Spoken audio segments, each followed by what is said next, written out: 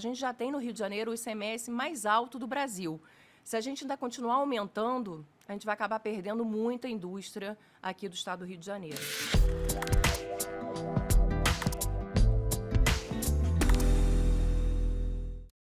Olá, está começando mais um episódio do R7 Fala Comigo, esse espaço que é tão importante para a gente falar sobre temas, conversas que são fundamentais para todo cidadão. E hoje a gente vai falar sobre um tema muito importante que cada vez mais está rodeando as conversas e é um tema que surgiu muito e estão se falando muito. E hoje a gente decidiu se aprofundar um pouco, que é segurança jurídica. Para isso a gente vai falar com uma pessoa que sabe tudo sobre o assunto e que veio aqui falar com a gente, a Gisela Gadelha, ela que é diretora da Firjan, né, a Federação das Indústrias do Estado do Rio de Janeiro, e é especialista em direito aí e também sobre segurança jurídica, né? Obrigado pela sua participação aqui. Eu que agradeço, é um prazer estar aqui para falar de um tema tão relevante, não só para a indústria, para o setor produtivo, mas para todo cidadão. Eu acho que segurança jurídica é um tema que todos precisam conhecer e trabalhar para que a gente tenha cada vez mais segurança jurídica no nosso dia a dia. Envolve todo mundo, está no nosso dia a dia, né? Fala para a gente então o que é a segurança jurídica e como é que esse conceito se aplica na prática também. Bom, meu desafio aqui é tentar não usar o juridiquês, né? Para o advogado é bem complicado isso, mas vamos lá, eu vou tentar trazer alguns casos concretos também para a gente poder mensurar como a gente vê a segurança jurídica no nosso dia a dia. Trazendo um pouco de conceito, a segurança jurídica ela diz respeito à estabilidade das relações jurídicas no nosso dia a dia, justamente para assegurar previsibilidade e confiança nos atos que são praticados de acordo com a legislação vigente. Se você pratica um ato de acordo com a legislação vigente, é importante que você tenha segurança de que os efeitos daquele ato vão ser respeitados ao longo do tempo. E aí eu gosto muito de um jurista chamado Humberto Ávila, que ele fala de uma forma muito didática a respeito da segurança jurídica.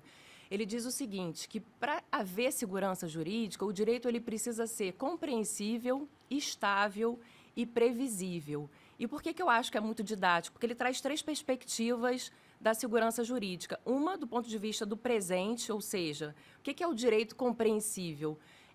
Para você observar o direito, observar as leis, cumprir as leis, você tem que ter boa compreensão do que a lei diz. Parece uma coisa meio óbvia, né? Mas a gente vai conversar aqui que na prática não é. A outra dimensão é justamente do passado para o presente, ou seja, se você praticou um ato, né, com base no direito ontem, esse mesmo direito não pode te trair hoje. Então, é preciso ter essa estabilidade nas relações jurídicas. E, por fim, a terceira perspectiva, que é a da previsibilidade. Se você pratica um ato hoje, no futuro, você tem que ter o mínimo de previsibilidade dos efeitos que essa decisão produzirá no futuro. Então, eu acho bem interessante que dá uma perspectiva do presente, do passado e do futuro. Uma espécie, eu acho que a gente pode dizer que é deixar o jogo um pouco mais claro, né? Para a gente saber quais são as regras e a gente consegue saber onde a gente está pisando, quais as consequências disso tudo, né? Então eu queria perguntar para você o que mais hoje no Brasil, como é que a gente se esbarra aí nessa segurança jurídica e o que está trazendo mais insegurança jurídica para a gente? Bom, a primeira delas é a falta de clareza das regras. É isso, a gente precisa saber as regras para poder cumpri-las. Né? A questão da compreensão do direito. E aí trago um exemplo concreto. Muitas empresas têm os insumos que dão direito a crédito de ICMS, né, no âmbito estadual, e de PIS/COFINS em âmbito federal. Mas o conceito de insumo é muito subjetivo. Então, o litígio é muito grande. Para você ter uma ideia, só o litígio que diga respeito ao contencioso tributário corresponde a quase 75% do PIB Brasil. Para ver a quantidade de processos tratando de questões tributárias. Então, o que a gente via? Né? Um monte de discussão no Conselho de Contribuintes do Estado do Rio de Janeiro. Eu já fui presidente do Conselho de Contribuintes do Estado do Rio de Janeiro e lá a gente tinha que analisar um monte de processos para saber se aquele determinado bem ou serviço era insumo para fins de creditamento do ICMS. Hoje eu sou do Conselho Federal, do CARF, e me deparo com o mesmo problema de analisar uma série de processos para ver se aquele determinado bem ou serviço é insumo para fins de creditamento de PIS e COFINS. Ok, o assunto foi para o judiciário, finalmente vamos ter segurança jurídica. Anos de discussão até que chega ao STJ. Decisão do STJ, o conceito de insumo para fins de PIS e COFINS tem que ser analisado caso a caso, conforme os critérios de essencialidade e relevância. Mais uma vez, temos insegurança jurídica, porque a gente continua tendo que analisar uma série de processos para poder fazer uma análise subjetiva. Porque, mal ou bem, quando a gente precisa de uma interpretação, vem a subjetividade. Então, é importante que haja a criação de regras com conceitos que tenham significados muito claros, para evitar qualquer interpretação restritiva, extensiva, basta uma interpretação literal da lei. Isso traz segurança jurídica. Isso vai carregando também o nosso judiciário, eu imagino, de uma forma que, né, a gente vai prolongando algumas decisões, né, ali do judiciário, e acaba que o judiciário, assim por dizer, tem que se meter, entre aspas, em muita coisa, que essa segurança jurídica, uma clareza maior, traria essa segurança jurídica, aliviaria um pouco o processo do judiciário também, né? Exatamente. A gente tem um volume que é incomparável com qualquer corte no mundo. O próprio STF, que é a Suprema Corte Federal, ou seja, né, deveria analisar os assuntos mais estratégicos do país. Ele analisa brigas de vizinhos. Se tiver alguma inconstitucionalidade, provavelmente esse recurso vai chegar ao STF. Se você compara com o volume de processos da Suprema Corte norte-americana, eles não acreditam, eles acham que a gente está falando um número errado. Então, assim, isso traz morosidade, sem dúvida. Ele acaba tratando de temas do dia a dia e deixa de tratar de temas estratégicos para o país. E mais, eu acho que gera uma insegurança jurídica, porque se a gente tiver um sistema forte de precedentes que, de fato, essas decisões vinculem os outros tribunais, corre o risco de cada tribunal entender de uma forma diferente. Então, gera uma insegurança jurídica muito grande. E alonga muito os processos, muito. Né? Você podia trazer para a gente casos reais, né, que a gente vê na prática que trazem muita insegurança jurídica, como é que eles poderiam ser diferentes? O Brasil também não vai muito bem no assunto de segurança jurídica, né? Apesar da gente caminhar aos poucos, né? Vou te dar um exemplo da Lei Pezão. Foi uma lei que foi criada aqui no estado do Rio de Janeiro para conceder um incentivo que trazia alíquota de 2% de ICMS para as empresas que se instalassem aqui.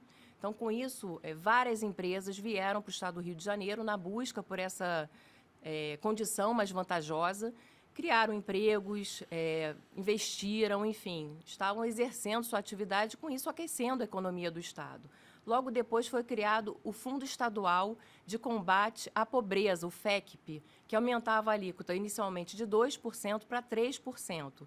E logo depois criado o chamado FEF, o Fundo Estadual de Equilíbrio Fiscal, que se chamou depois FOT, Fundo Orçamentário Temporário, e com isso a alíquota, que inicialmente era de 2%, passou para 5%, com aumento de mais de 100% do que tinha sido combinado com todas aquelas empresas que vieram para o estado do Rio de Janeiro. Então, isso é um exemplo da mudança das regras no meio do jogo, né? E certamente ninguém quer, né? Ninguém quer, a surpresa é sempre ruim, né? E o fundo, que sempre tem esse nome temporário, nunca é temporário, né? Ele existe até hoje. Então, houve uma série de situações de insegurança jurídica, primeiro porque houve questionamento a respeito da constitucionalidade do FEF, que depois virou FOT. Primeiro, o próprio tribunal concordou que havia uma inconstitucionalidade, depois ele mudou a decisão dele quando chegou no órgão especial do Tribunal de Justiça aqui do Estado do Rio de Janeiro e foi julgado constitucional. Então, as empresas tinham que depositar em juízo para evitar cobrança com multas.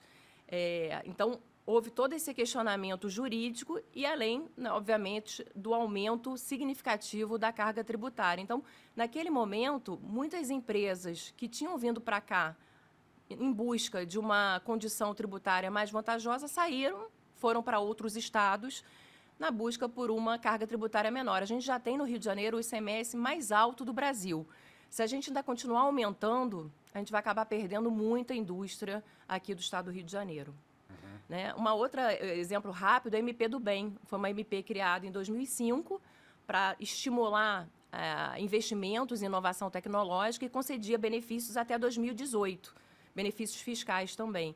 No meio do caminho, esses benefícios que tinham sido concedidos de forma onerosa, ou seja, investia em troca de benefício fiscal, eles foram extintos de um dia para a noite, também surpreendendo, e sempre a surpresa de forma negativa, as empresas que estavam investindo em inovação tecnológica, que é bom para o país como um todo. Então, esses são dois exemplos muito claros de insegurança jurídica, sem falar dos temas 881 e 885 do STF, que ficou muito falado, da relativização da coisa julgada tributária. Então, só esse nome você já imagina que boa coisa não é. Como é que você relativiza a coisa julgada? Então, a gente tem uma série de preocupações de não afastar investidores do país, porque a gente realmente precisa cada vez mais ter um custo Brasil menor para conseguir atrair e, com isso, aquecer a economia do país. Você que está na ponta, né? Você fala muito, né? Você está nesse mundo também com esses empresários, essas grandes indústrias. Essas questões todas, essas dificuldades, as burocracias, essa insegurança jurídica, atrapalha muito, né, quem quer investir, né? O que você sente assim deles?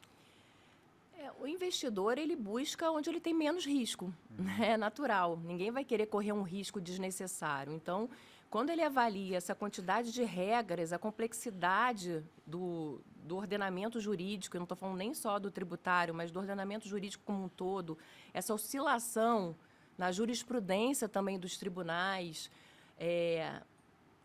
isso acaba, de certa forma, fazendo com que eles busquem outros mercados para investir. E o impacto, por exemplo, nas startups e nos pequenos negócios é ainda maior. Porque quando a gente fala de startup, não existe um tipo societário de startup, né? Na verdade, ela é um modelo de negócios que pode ser estruturado em diferentes tipos societários. E muitas são uma limitada, pequenas empresas, enfim, e que precisam cumprir os requisitos do marco legal das startups. Sim. Só que muitas não têm uma estrutura, um jurídico próprio ou, né, todo um suporte técnico para que ela possa entender quais são as legislações que se aplicam a elas no dia a dia. Então, o custo das empresas hoje para ter uma conformidade legal é muito grande. E acaba não sobrando recurso para investir na atividade fim delas. Sim. Então, até para os investidores, por exemplo, quando a gente fala do investidor anjo, a gente tem uma briga no Congresso Nacional para diminuir a tributação do investidor anjo, justamente para estimular que eles investam nas startups. Quando a gente fala das stock options, que é justamente a possibilidade de um colaborador comprar ações daquela empresa, isso é fundamental para as startups, por exemplo, que é uma forma de você atrair talentos para as startups. Eles se sentem, de alguma forma, junto com aquele fundador Parte das do startups, negócio, né? parte do negócio, tem um sentimento de pertencimento e crescem juntos, né? Tem a ideia de você crescer junto.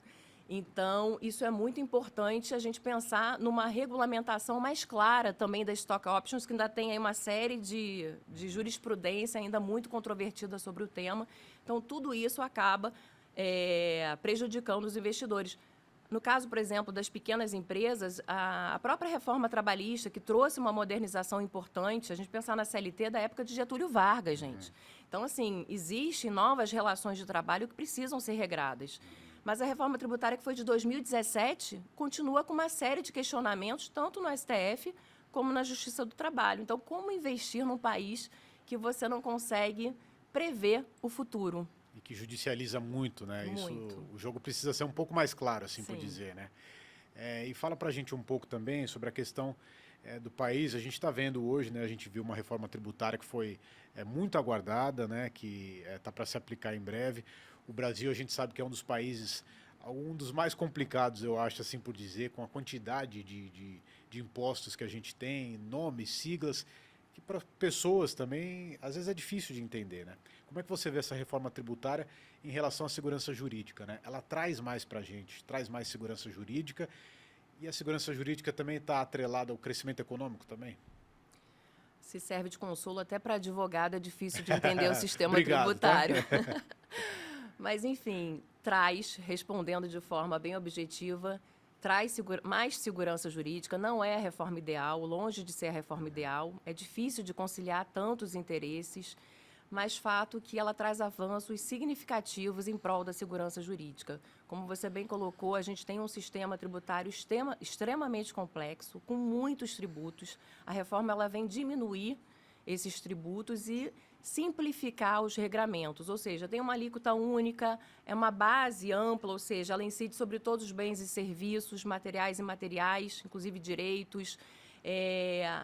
Ela ajuda no fim da guerra fiscal, que é um problema histórico nosso, né? Porque a tributação começa a ser no destino, então isso é muito importante. A questão do creditamento que eu citei na nossa conversa, né, da dificuldade e da insegurança jurídica que existe hoje, ela resolve porque passa a haver o direito de creditamento amplo, então não se discute mais se é insumo ou não é insumo, só não se acredita se for bens de uso pessoal. Então, assim, traz transparência, porque a tributação é por fora, então você, como cidadão, vai saber exatamente o que você paga, quanto você paga de tributo, hoje a gente não sabe. Então, assim, cada estado vai ter uma alíquota única, facilita o entendimento do ponto de vista operacional. Então, tem uma série de instrumentos para dar uma transparência e simplificar o dia a dia das empresas e do contribuinte de uma forma geral. Acho que quando a gente sabe também quanto a gente paga, eu acho que estimula até nós, como cidadãos, de cobrar mais dos poderes públicos, né? Então, acho que essa transparência é muito importante. A gente tem a carga tributária mais alta do mundo, praticamente. Isso não vai mudar muito, tá? A gente vai continuar com uma carga tributária bem elevada, mas vai diminuir um pouquinho, pelo menos, para a indústria melhora um pouco. E, mais uma vez, eu acho que do ponto de vista operacional, facilita. E isso acaba também facilitando em termos de compliance fiscal e uma série de outras coisas. Isso ajuda a gente a entender melhor, como a gente estava falando aqui, deixar o jogo mais claro, mais limpo, para a gente entender. A gente paga muito, mas a gente quer também entender o que a gente está pagando, né? Exatamente, cobrar, porque tem que ter contrapartida. E respondendo sua pergunta em relação à segurança jurídica, sem segurança jurídica não tem crescimento econômico e social no país. Ele é pilar. Como eu falei anteriormente, quando a gente fala de segurança jurídica, a gente está falando de custo Brasil. E custo Brasil, quando o investidor ele pensa em investir, ele vai pensar no custo Brasil. Então, sem segurança jurídica, a iniciativa privada não confia, não investe e, pelo contrário, né, tendo a opção, vai investir em outro país que dê mais segurança jurídica. Tem países que firmam acordo de estabilidade fiscal, justamente para dar uma segurança maior para os investidores. E a gente, enquanto isso, está tentando mudar cada vez mais as regras do jogo e isso traz uma falta de confiança muito grande. Companheira, queria agradecer pelo nosso papo. Acho que a gente poderia aqui ficar falando muito, né? Quem está em casa pode também ler mais sobre o assunto, né? E entender. Você fala muito sobre isso, né? Então a gente queria agradecer pela sua participação aqui. Acho que a gente deixou bastante claro aí para as pessoas começarem a entender. É um tema grande, né? Profundo, mas que eu acho que deu para entender que faz parte da conversa do dia a dia, né? Eu que agradeço a oportunidade. Sempre bom falar sobre segurança jurídica e tentar, de alguma forma, sensibilizar as pessoas de como a gente pode melhorar o nosso país. Tenho certeza que quem está ouvindo a gente já consegue falar um pouquinho melhor sobre isso, né? Na roda de amigos, no almoço de família. Vamos debater, vamos falar sobre segurança jurídica, porque é importante para o nosso crescimento como um país e como sociedade também, né? Com certeza. Obrigado, tá? Eu que agradeço. A gente vai ficando por aqui. Até a próxima. A gente se encontra no próximo R7 Fala Comigo, para falar sobre outros assuntos que também são muito importantes. Obrigado, viu?